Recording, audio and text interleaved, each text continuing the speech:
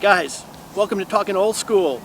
Right now we're coming to you from a great event, the Mike Ditka Resort's annual celebrity golf outing at Mystic Dunes Golf Club. And right now we're very pleased to be joined by a man who's an NFL Hall of Fame player, Super Bowl winning coach, a man whose life and career epitomize the old school ethos of hard work, teamwork, respect for the game, love of the game, and giving back to others. Iron Mike Ditka. Coach, thanks for inviting us out to be a part of your great event. It's my pleasure. This is really fun. It's a beautiful place here, Mystic Dunes, and it's a good cause. I mean, really, the Gridiron Greats is something we're going to raise some money, help some players in dire need. We know this tournament this year probably won't be as big as we want it to be, but we want to turn this into something annually that's really a nice deal, bring in players from all over the country and do it right. But they've done a great job. The resort has done an outstanding job of making this a good day. The tournament's filled up. The party tonight's filled up, so you couldn't ask for anything more. Coach, it's a thrill to talk to you. I followed your career since you were a player with the Bears, and obviously I got to ask you, you were the head coach and you really built one of the great teams in the history of the National Football League, and not only obviously a Super Bowl champion and one of the all-time great teams, but one of the most colorful, interesting, and exciting teams in NFL history, the 1985 Chicago Bears. Can you share your recollections of the 85 Bears? Yeah, they were a great group of, when I explained the Bears this way, they were a group of characters that had a lot of character. I mean, they were really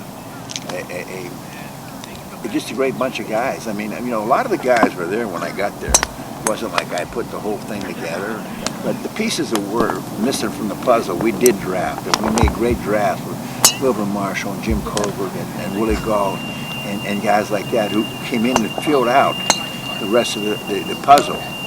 We already had Peyton, and we already had McMahon we brought in.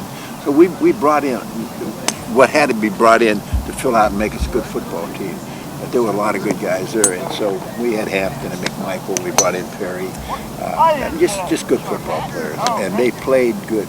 We probably should have won more than one, but we didn't. You know, we were playing at the same time the 49ers were. They were pretty darn good too. Coach, of course, your career as a player is associated primarily with the Bears. Of course, you were Rookie of the Year in '61, and you were perhaps a co-captain of the '63 team, which won the NFL championship. But of course, later in your career, you moved on to the Dallas Cowboys, brought a lot of leadership over there, helped them win their first Super Bowl, and actually scored a touchdown in that Super Bowl. Can you share a little bit about that? Tell us about that touchdown you scored. Well, the touchdown was nothing really. Actually, I was open. I mean, I ran in reverse to get down to the 1 yard line. I should have scored on that, but I got tackled about the 1 yard line, and then you know, my whole career changed really. The greatest part of my football career was in Dallas because of Coach Landry. And you know, he hired me as a player, brought me as a player when my career was really finished in Philadelphia. Brought me there as a player, played 4 great years in Dallas on great football team with great guys. We won our first Super Bowl. And then he hired me to be an assistant coach, so my whole life changed because of him. The only reason I ever became coach of the Bears is because he hired me as an assistant coach in Dallas, and I worked there.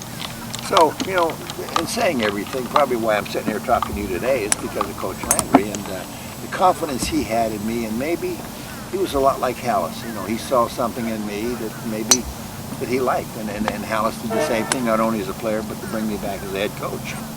Coach, talking about that intangible asset of just seeing that special something. You know, here in Florida, you know, we know all about Tim Tebow and the great player that he is. A lot of these so-called computer draft experts, so-called experts, don't think he's much of a prospect. As a guy who's an NFL Hall of Famer, played on the Super Bowl winner, coached the Super Bowl winner, what do you think about Tim Tebow's prospect as a quarterback? You got to understand, the reason I'm sitting here is I'm not coaching, you know, but I mean, and I really don't have any desire to coach, but I would draft Tim Tebow, and he's a great, he has 2 qualities you can't coach.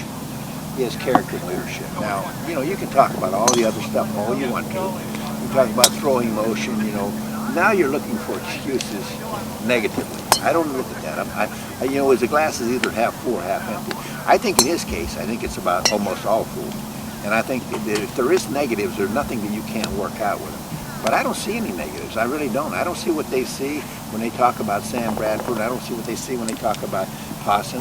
I think in every respect of being a quarterback, he will be an NFL quarterback. Well, he won't be able to run in the NFL. Well, he'll be able to do whatever he has to do to win. And that's the way he plays the game. I'm not sure I really understand these guys. And, you know, they spend so much time worrying about how high a guy jumps or how much weight he lifts or this or that. Hey, the game of football is the game of, how do you play the game? That's the only criteria you can measure a man by. How do you play the game? Well, he's not fast enough. Well, he's fast enough that nobody can catch him. And Walter Payton wasn't fast enough either, but nobody caught him. Come on, hey, wake up. I mean, I get so disturbed with these people who say, well, he can and he can't do this. Well, he can do anything he wants to do because, first of all, he's got discipline and he'll force himself and drive himself to be the best he can be. Now, that's all I'm going to say about it. But I'm doing this. That's why I'm talking to you. I'm not drafting, I'm not coaching, I'm not a general manager. And I hear all these expert general managers now, and the guy that went to Cleveland, now the president, you know, he said, well, I gave up the whole draft for Rickey Williams. Yeah, I did. But we needed a player there we could market. Was he the best player in the draft? I thought he was.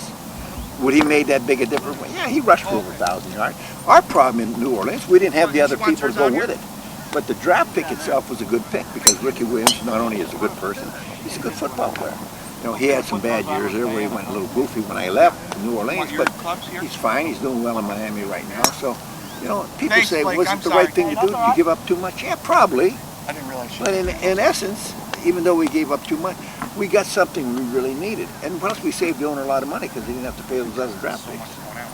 Coach, thank you so much for spending some time with us. If you've got time for one more question, Sure. I'd like to ask you about, well, first of all, I want to tell all the guys that Mike Ditka Resorts is the perfect place for your next personal or professional outing or getaway, and you can find out all about it at MikeDitkaResorts.com. That's MikeDitkaResorts.com. You can also make a donation to the Gridiron Greats at donations@MikeDitka.com. Coach, you had the opportunity to play for one of the true great figures in American sports.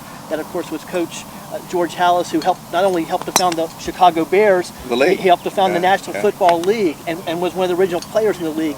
And you were one of his special players, one of his favorite players, and he hired you to come back and to coach the team.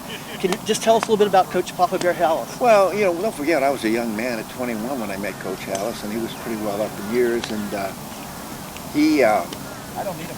Oh, you don't? He was a guy, you know, nobody understood what the league was like. These people, these owners today think they are the league. No, they're only the keepers of the league. The league was founded by people like Mara and Halas and the guy in Washington, Marshall, and the guy in Pittsburgh, Rooney. Those are the guys who robbed Peter to pay Paul. I mean, in other words, they had to struggle. They had to have other sources of income to make the league work and to pay the players and keep the game going. And they did. They persevered. And the game became a great game because of the founders of the game. People who started it. Now it's big business, you know. He was there when the TV contract came in, Coach Halas was. I was under Roselle. But I'm saying that when he hired me, I think he passed away in 1983. He was, he hired me in 82. So he never got to see us win the Super Bowl. But I think he knew.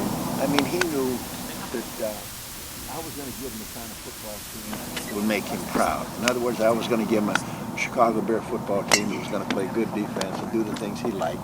And you know, he wanted discipline. He wanted all those things that he taught. So, you know, that's what he was all about.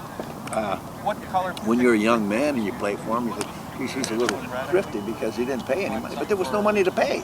I mean, what there was, you know, he paid. But there wasn't a lot of money to pay in those days. But just a great man. And the game of football would not, as we know it, be here if it wasn't for him. Coach, I know you got a lot to do. Thank you so much Thanks, for Raj. joining us and talking old school. Thank you. You have time for a still shot? Can we get a still photo, Johnny? That is old school right there. We're talking old school.